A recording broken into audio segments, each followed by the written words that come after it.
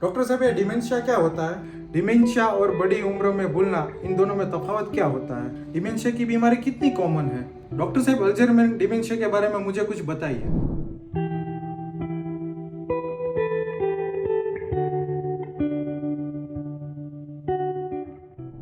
Doctor साहब, dementia का कोई इलाज है नहीं, तो हमें डॉक्टर को क्यों दिखाना चाहिए? आपका क्या कहना है इस बारे में? रजत जी, ये आपका सवाल रजत शर्मा जी की तरह है। बहुत डिफ़िकल्ट आपने सवाल पूछ लिया, लेकिन फिर भी मैं इसका जवाब देने की पूरी कोशिश करूंगा और आप निराश ना हो।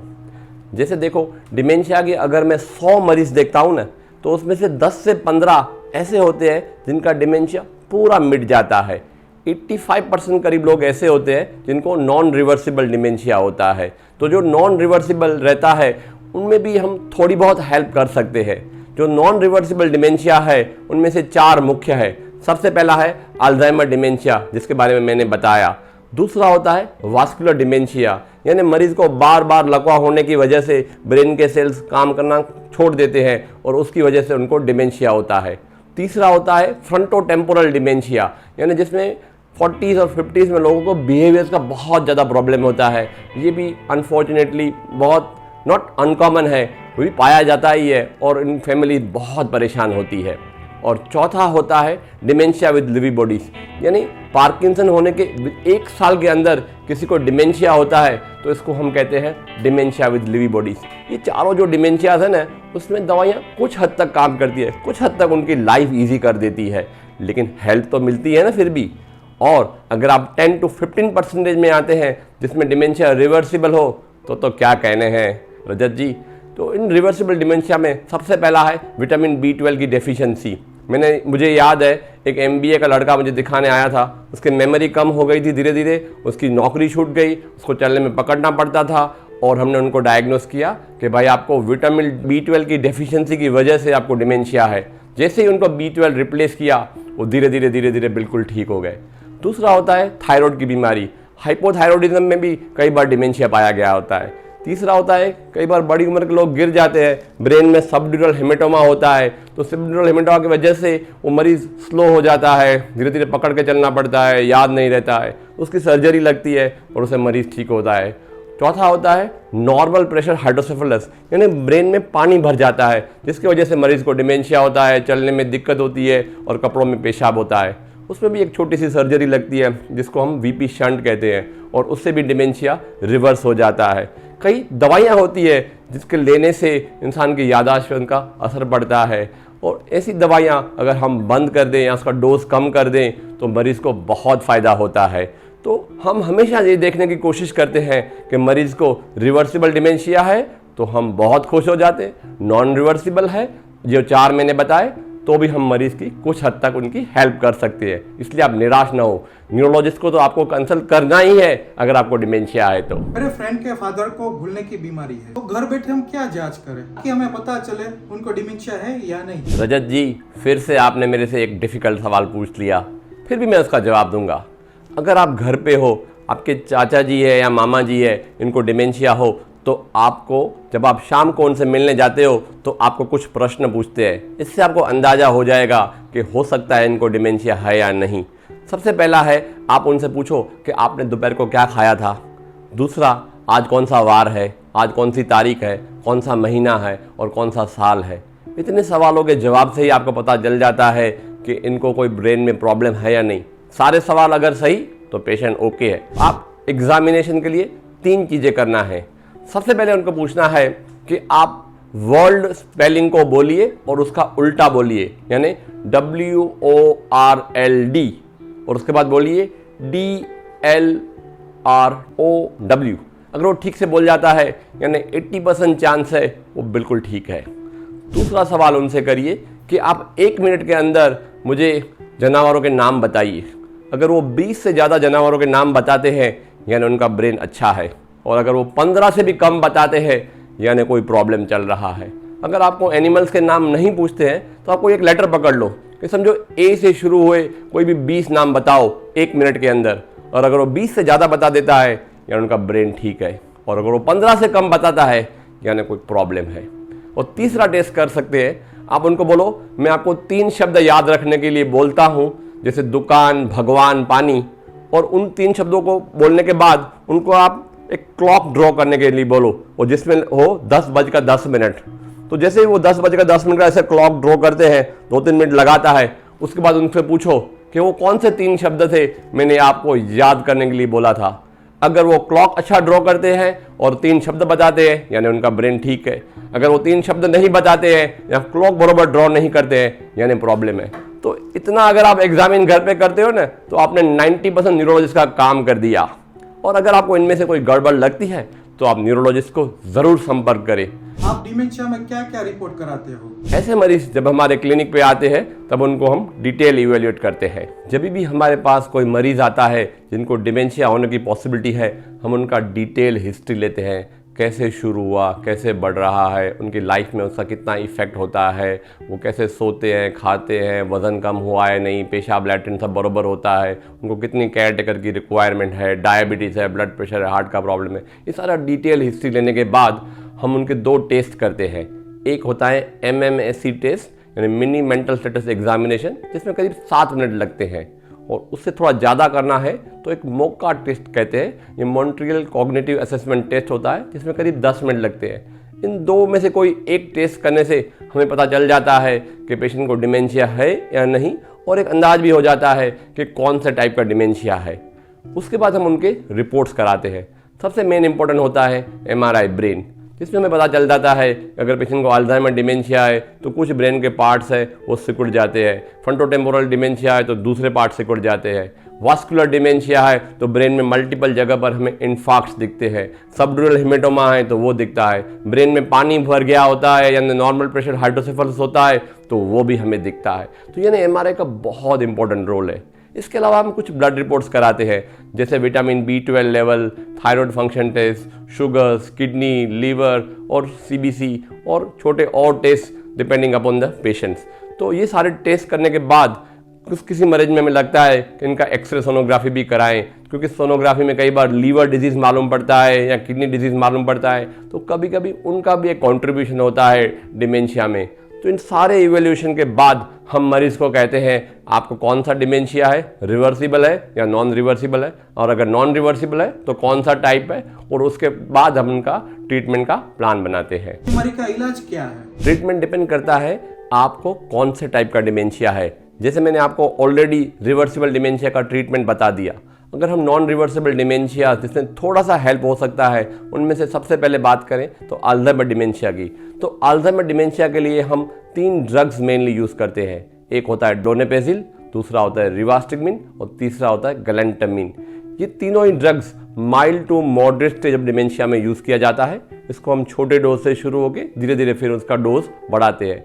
बहुत कम लोग होते हैं जिसको नौशिया, वॉमिटिंग, डायरिया या नींद कम करने का प्रॉब्लम इन दवाई से होता है। ज़्यादातर मरीज़ ये दवाई बहुत अच्छे से टॉलरेट करते हैं। जिनका स्टेज मॉडरेट टू सीवियर होता है, ऐसे अल्जाइमर्स के मरीज़ को हम मेमेंटिन नाम की दवाई देते हैं। ये मेमेंटिन भी हम छोटे डोज से शुरू करके धीरे धीरे उसका डोज बढ़ाते हैं, और कई मरीजों में हम दोनों कंबाइन करके भी देते हैं। इसके अलावा मरीज़ को कुछ और सिम्टम्स होते हैं, जैसे अगर उनको नींद कम आती है तो हम उनको मेलाटोनिन या क्लोनाजिपाम नाम की दवाई देते हैं। उनको अगर डिप्रेशन है तो हम उनको सर्टालिन या एसिटालोप्राम नाम की दवाई देते हैं। उनको अगर बिहेवियर का प्रॉब्लम है, वॉन्डरिंग है, बहुत ज़्यादा भागते रहते हैं या रात को बहुत ज़्यादा परेशान करते हैं, ज़िद ज़्यादा करते हैं, तो ऐसे मरीज़ में हम क्विटियापिन या क्लोजापिन नाम की दवाएं देते हैं। तो जैसा मरीज़ इसके हिसाब से हम उनकी दवाइयाँ तय करते हैं और उसके हिसाब से उनको छोटी मात्रा से लेके बड़ी मात्रा में दवाई देते हैं। अगर किसी मरीज़ को वास्कुलर डिमेंशिया है तो उनको हम ये डोनेपेजिल और मेमेंटिन भी दे सकते हैं, लेकिन इसके अलावा ऐसे वास्कुलर डिमेंशिया के मरीज़ को हम खून पतले की दवाई देते हैं, जिसको इकोस्प्रिन या क्लोपिडोग्रेल कहा जाता है। कई मरीज़ों को हम स्टैटिन्स देते हैं, जैसे अटोरवास्टेटिन या रोजुवास्टेटिन। अगर मरीज़ को डायबिटीज़ और ब्लड प्रेशर और हार्ट की प्रॉब्लम है तो उसकी भी दवाई हम देते हैं। अगर मरीज़ को फ्रंटोटेम्पोरल डिमेंशिया है तो उसमें बिहेवियर बहुत प्रॉब्लम करते हैं, तो उसमें सर्टालिन, एसिटालोप्राम और क्विटियापिन नाम की जैसी दवाई दी जाती है। अगर मरीज़ को डिमेंशिया विथ लिवी बॉडीज होता है तो ऐसे मरीज़ में हम डोनेपेजिल तो देते ही हैं, लेकिन इसके अलावा उनको पार्किंसनिज्म होता है तो तो हम उनको पार्किंसनिज्म की भी दवाई देते हैं। डिमेंशिया के पेशेंट का केयर टेकर कौन होना चाहिए? इस बीमारी में दरअसल जो केयर टेकर होता है वो जनरली लाइफ पार्टनर होता है, यानी हस्बैंड को हो तो बीवी होती है और बीवी को हो तो हस्बैंड होता है। कभी कभी बेटी या बहू भी इनके केयर टेकर होने चाहिए, क्योंकि ये यंग लोग ज़्यादा हेल्प कर सकते हैं। और उनकी ड्यूटी क्या क्या होती है? तो ये जो केयर टेकर है उनको पता होना चाहिए कि उनकी ड्यूटी महीने 2 महीने की नहीं है, कुछ सालों तक है, क्योंकि अल्जाइमर डिमेंशिया के मरीज़ 6, 8, 10, 12 साल तक जीते हैं। तो और ये बीमारी धीरे धीरे बढ़ती ही जाती है और उनको बहुत अच्छे से इन पेशेंट्स को हैंडल करना चाहिए। शुरू के स्टेज में हो सकता है इनको ज़्यादा केयर टेक की ज़रूरत ना पड़े, जब वो मिड और लेट स्टेज पे जाते हैं तब परेशानियां बढ़ जाती है। हम केयर टेकर्स को कहते हैं आपका जो बिहेवियर है ना मरीज़ से बिल्कुल ही जैसे उनके पेरेंट की तरह होना चाहिए। उनसे अच्छे से बात करो, सामने से चेहरा देख के बात करो, स्लोली बात करो, उन पे गुस्सा ना हो, चाहे उनकी बिहेवियर कैसी भी हो। उनको जो भी कहें पहले हाँ बोल दो, 2 मिनट के बाद तो वो भूल ही जाने वाले हैं। अगर वो कहते हैं मुझे बाहर जाना है, उनको बोलो हाँ हाँ कोई बात नहीं अभी चलते हैं। उनको बिठा दो, 2 मिनट के बाद बोल दो कि हाँ चल, उनको कुछ और चीज़ें बता दो और वो भूल गए होंगे कि उन्होंने वो जिद की थी बाहर जाने की। उनको रात को जो लाइट है वो थोड़ी सी चालू रखने की है, क्योंकि कई लोग रात को कन्फ्यूज़ हो जाते हैं अगर वो पेशाब के लिए उठते हैं, तो लाइट रूम की ज़रूर चालू रखने की है। दिन में डे नैपिंग जहाँ तक हो सके एवॉइड करना चाहिए, क्योंकि अगर वो दिन में ज़्यादा सोते हैं तो रात को जगते हैं तो उनकी बिहेवियर्स का ज़्यादा प्रॉब्लम होता है। ऐसे मरीज़ को हम बहुत ज़्यादा स्टिमुलस नहीं देते हैं या कोई बड़ी पार्टीज और फंक्शंस में नहीं ले जाना चाहिए, क्योंकि उनका माइंड बहुत कंफ्यूज हो जाता है। उनका घर, उनका एटमॉस्फियर वो बहुत काम और सूदिंग होना चाहिए। उनके लिए एक रूटीन रिचुअल सा बना हुआ होना चाहिए। उनको अगर म्यूज़िक का शौक़ हो तो रोज़ म्यूज़िक सुनना चाहिए। उनसे एक ऐसा व्यवहार होना चाहिए कि आप पे वो पूरा डिपेंडेंट हो। लेकिन कई बार ये जो केयर टेकर्स है वो बहुत डिप्रेस हो जाते हैं, क्योंकि ये उनके अपने हैं। वो मेंटली स्लोली डाउन होते जाते हैं। फिज़िकली भले वहीं हैं, बात भले फिर भी करते हैं, लेकिन आपको पता है कि उनका ग्राफ ऐसे ऐसे स्लोली डाउन होता है, तो आपको बहुत दर्द भी होता है। आप केयर टेकर को क्या क्या संदेशा देना चाहोगे? मैं हमेशा केयर टेकर को कहता हूँ आप भले मरीज़ की केयर टेक करें, लेकिन खुद का ज़रूर ध्यान रखें। क्योंकि होता क्या है, आप बहुत ज़्यादा मरीज़ में घुस जाते हो, कहीं बाहर नहीं जाते हो, तो आपको गिल्ट, फ्रस्ट्रेशन, एंगर और डिप्रेशन भी आता है। इसलिए केयर टेकर्स के लिए मेरी कुछ यूज़फुल टिप्स इस तरह से है। नंबर 1, आप हमेशा ब्रेक लें। आप मरीज़ को 24 घंटे ना दें, उनमें से 2-3 घंटे ऐसे होना चाहिए जो किसी और का आप हेल्प ले लें। आप बाहर जाएं, आप फ्रेंड से मिले, आप पार्टी करें, आप भी म्यूज़िक सुने, आप भी मूवी देखने जाएं, और आप घर पे योगा करें, एक्सरसाइज करें, मेडिटेशन करें, ग्रीन लीफी वेजिटेबल्स खाएं और अपने बॉडी का पूरा ध्यान रखें, ताकि अगर आप चार्ज रहे, अगर आपका बॉडी अच्छा है, डिप्रेस नहीं है, तो आप मरीज़ को ज़्यादा हेल्प कर पाओगे। और मैंने इस वीडियो के नीचे कुछ यूज़फुल वेबसाइट्स के लिंक डाले हैं, जिससे आपको और मदद मिलेगी इस बीमारी के बारे में जानने के लिए। क्या हम डिमेंशिया को रोक सकते हैं? रजत जी, वापिस आपने मेरे से एक डिफ़िकल्ट सवाल पूछ दिया, लेकिन फिर भी मैं इसका जवाब दूंगा। अगर आपको डिमेंशिया नहीं चाहिए तो आपको अपने ब्रेन को यंग रखना पड़ेगा। जी हाँ दोस्तों, यंग रखना पड़ेगा। ये जो ब्रेन है ना, इसको हम यंग रख सकते हैं। कैसे? नंबर 1, आपको हर रोज़ एक्सरसाइज करने की है, योगा करने का है, मेडिटेशन करने का है। नंबर 2, आपको अपना वेट मेंटेन करने का है। अगर आप ओबीस हो तो उसको कम करने का है। इसके अलावा अगर आपको ब्लड प्रेशर है, डायबिटीज़ है, हार्ट का प्रॉब्लम है, तो उसकी दवाइयाँ आपको रेगुलर लेनी चाहिए, क्योंकि अगर आप ऐसी दवाइयाँ रेगुलर नहीं लेते हैं तो उसकी वजह से आपका ब्रेन में धीरे धीरे डैमेज हो जाता है और आपको पता ही नहीं चलता है आपका ये यंग ब्रेन कब बूढ़ा हो गया। इसके अलावा आपको स्मोकिंग और टोबैको ज़रूर से बंद करनी है, क्योंकि उससे भी ब्रेन और बॉडी को बहुत नुकसान होता है। और 5वां, आपको कभी रिटायर नहीं होना है। आप अगर प्रोफेसर हैं, टीचर हैं, किसी बैंक में जॉब करते हैं, हो सकता है उस ड्यूटी से रिटायर हो जाए, लेकिन आपको ज़िंदगी से रिटायर नहीं होना चाहिए। ऐसी अंग्रेजी में एक कहावत है, if you don't use your brain you lose your brain. अगर आपने ब्रेन का यूज़ नहीं किया तो वो धीरे धीरे वो काम करना बंद कर देगा। इसलिए जब आप अपनी जॉब से रिटायर होते हो तो आपको कुछ और करना चाहिए। आप अपने हॉबीज़ पर फोकस कर सकते हैं, आप किसी क्लब्स को ज्वाइन कर सकते हैं, आप हेल्थ क्लब को ज्वाइन कर सकते हैं, आप जिम जा सकते हैं, आप रोटरी क्लब ज्वाइन कर सकते हैं, इनर व्हील क्लब ज्वाइन कर सकते हैं, लाफिंग क्लब ज्वाइन कर सकते हैं, वॉकर्स के ग्रुप को ज्वाइन कर सकते हैं। इसके अलावा आपको हमेशा अपना कांटेक्ट अपनी उम्र वालों के साथ तो बना ही रखना है, लेकिन आपको यंग जनरेशन के साथ भी अपना कांटेक्ट बनाए रखना है। उससे क्या होता है कि आपको बहुत ज़्यादा इन यंग जनरेशन से एनर्जी मिलती है और आप हमेशा ही यंग रहते हो। इन शॉर्ट, आपको रीडिंग में, नई चीज़ें सीखने में, क्रॉसवर्ड पजल गेम्स में, म्यूज़िक में, नई हॉबीज़ पे पूरा फोकस करना चाहिए। इसके अलावा कुछ फूड्स होते हैं जो आपको ब्रेन को यंग रखते हैं, हम इनको ब्रेन फूड्स कहते हैं। तो ये ब्रेन फूड्स कौन से हैं? Number 1, green leafy vegetables. Number 2, lot of fruits, कम से कम 2 से 3 सर्विंग्स पर डे। तीसरा, डार्क चॉकलेट्स। चौथा, ग्रीन टी। और 5वां, फिश। अगर आप ये सब लेते हो तो आपका ब्रेन काफ़ी यंग रहता है। इसके अलावा जो आपको अवॉइड करना है वो तली हुई चीज़ें, वो आपके ब्रेन को बहुत नुकसान करते हैं। कुछ लोग सजेस्ट करते हैं आपको मेडिटेरियन डाइट लेना चाहिए, जैसे मैंने बताया, ये भी बहुत यूज़फुल कंसेप्ट है आपके ब्रेन को यंग रखने के लिए। कुछ बड़ी उम्र के लोगों में डिप्रेशन कॉमन पाया जाता है।